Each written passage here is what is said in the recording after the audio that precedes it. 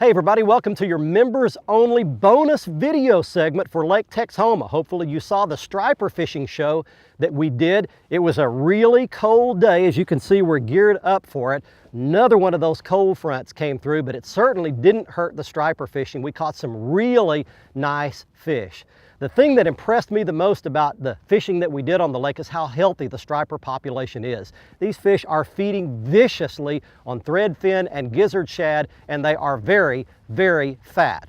Now, let's show you a quick look at the lake. Here's a map, and we caught almost all of these fish in the Oklahoma side of the lake, right where several major creeks come together, and I hope I get the names of these creeks correct. Rock Creek, Caney Creek, Soldier Creek are some of the main creeks. They all merged together right in this area, and we caught most of the fish out off the Red River Channel in front of those three creeks. Now, we caught them two different ways. We were following birds. There were a lot of gulls that were diving at the water off and on throughout the day. They were pushing those shad up, and the gulls were picking them off, and that gave away the location of some of the feeding fish. And then we used our sonar, our fish finder, to drive around, find the big balls of shad, and the stripers were typically nearby. Now, I believe you can catch these fish several different ways. We caught them on a soft plastic swim bait. You need a heavy head, at least 1 ounce. We also caught them on a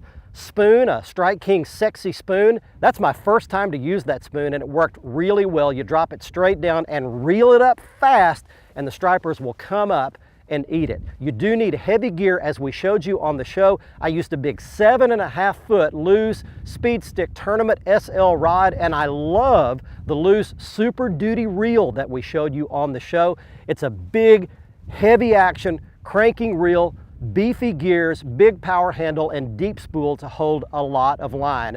There have been several 20-pound plus stripers caught this year already at Lake Texoma, so you could catch a really big one on any cast out on this lake. Now, as we go forward into the hotter weather months, they're going to come up and start hitting top waters early in the morning. So you can tie on a big Zara-spook type bait, or a big pencil popper type bait, a big chugger, anything that makes a lot of commotion, a lot of racket on the surface will catch those feeding fish, but that usually happens only the first couple of hours in the morning. Drive around, look for the big confluence of boats. They call it the Texoma Boat Show, and you'll find where those early feeding topwater fish are. I hope you enjoy your upcoming trip to Lake Texoma. It's a great fishery, and the striper population is healthy and booming. It's going to be a great year at Texoma. We'll see you on next week's show.